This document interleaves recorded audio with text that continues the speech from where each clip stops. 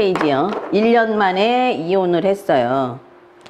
528페이지. 그러니까 일단 1년 만에 이혼을 했다는 건 부처공 자체에 문제가 있는 거겠죠. 명공이 탐낭의 욕망의 별에 탐낭, 잠이 화권이 이렇게 있잖아요. 거기 경향까지 있잖아요. 완전히 그러니까 무적인 속성이 강하고요. 이렇게 되면 굉장히 자기 주관적인 결단을 많이 내리죠. 특히 잠이라 내가 왕이다 라는 생각을 더 많이 하잖아요.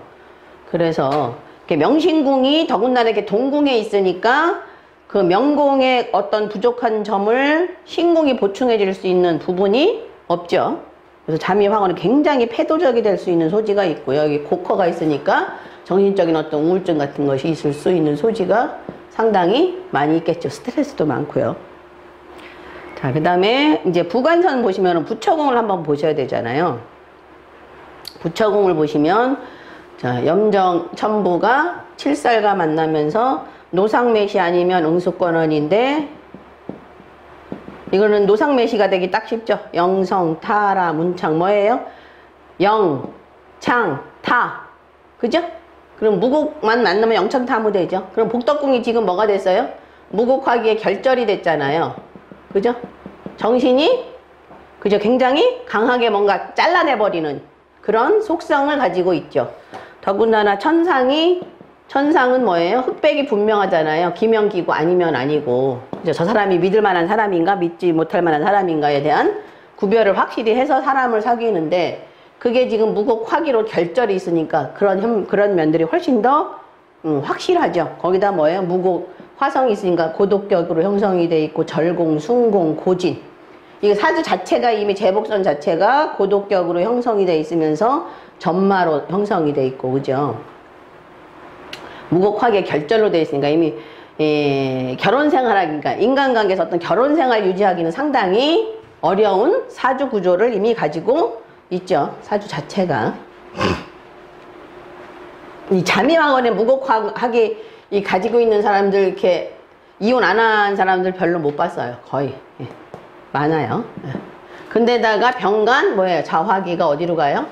이걸로 가죠. 부처궁 염정화기로 가죠. 그럼 내가 부처한테 감정적으로 잘하기가 조금 힘든 사주죠. 그래서 갑진대안으로 갔어요. 그리고 이제 부처궁대안에 갔으니까 부처 문제 아니면 관록의 문제죠. 갑진대안으로 가서 문제는 뭐가 있어요? 선천에 무곡화기가 부관선으로 들어가면서 결절의 일이 있죠. 거기다 삼자개입도 있고요. 그죠? 여기 고독격으로 아까 형성이 되어 있다 그랬었죠. 그래서 이대한에 결혼을 하게 되면 결절의 일이 분명히 생길 수 있는 소지가 상당히 많이 내포되어 있다라고 볼 수 있어요. 여기다가 갑간 연파무일이니까 염정화록이 발생을 해서요. 염정화록이 발생을 해서 어디로 가요? 무곡화기로, 화록으로 발생을 해서 태양화기로 가죠. 태양화기. 예.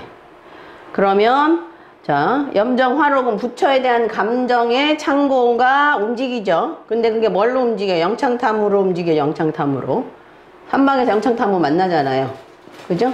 부처에 대한 감정이 영창탐으가 되는 그거를 발생을 시켜서 그걸과 대한 외궁의, 그죠?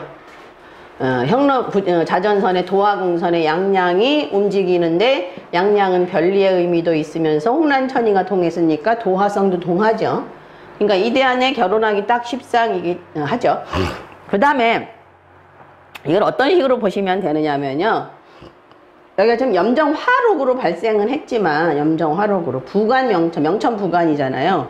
자, 인신궁을 보시면 부관 제복선이에요. 그럼 똑같이 부관이니까 사실은 염정화록이 발생을 하긴 했지만 이거를 발생시킨 거예요. 록기전도로. 무곡화기를. 그러니까 부처에 대한 감정은 뭐 불타올랐다가 금방 어떻게 돼요? 영창탐화 한지투하로 무곡화기로 결절되기 딱 십상인 거예요. 그러니까 이런 대안에 결혼하면 이혼하기 쉬워요. 자, 그래서 어느 때 결혼했냐면 정축년에 결혼을 해서 무인년에 이혼을 했어요. 자, 정축년에는 왜 결혼을 했을까요? 물론 홍란천이 대안에서 동했으니까 뭐 결혼은 이 대안에 이루어진다고 볼 수 있고요. 자, 정축년이 지금 검은화기, 자전부질에 검은화기 여기 치죠. 이렇게 검은화기 정축년에 태음화록 치고요. 정축년에 태음화록 치고, 그 다음에 그로 인해서 여기 지금 여기 다시 축미宫 움직이고, 여기 차성왕궁 하면 여기 또 움직이죠. 부관제복선 움직이잖아요. 그러니까 결혼을 했다가 무인년이 가면 분명히 결혼하죠. 왜요? 무관 뭐예요? 무탐양곡이잖아요. 아니 무관 탐월필기잖아요. 탐월필기. 탐월필기니까 탐낭화록으로 발생을 한다는 건 다시 여기를 록기전도로 발생시키는 결과가 되죠. 여기 다시 인신궁을. 그러니까 뭐 정축년에 결혼했다가 무인년에 딱 결혼하게 되는 1년 만에 결혼하는 그런 사주예요. 그러니까 이게 지금 부관선에 홍란천이 동하니까 이단에는 결혼을 하지만 금방 이혼하는 그런 사주리 형성이 돼 있어요. 근데 요새는 뭐 결혼까지 딱 안 갈 수도 있어요. 요새는 그냥 이성교제 하다가 1년 만에 헤어지거나 이런 식으로 작용할 수 있겠죠. 그래서 여기까지는 이제 영창 탐호에 대해서 설명을 한 거예요. 자, 다음 시간에는 파군에 대해서 설명을 할게요.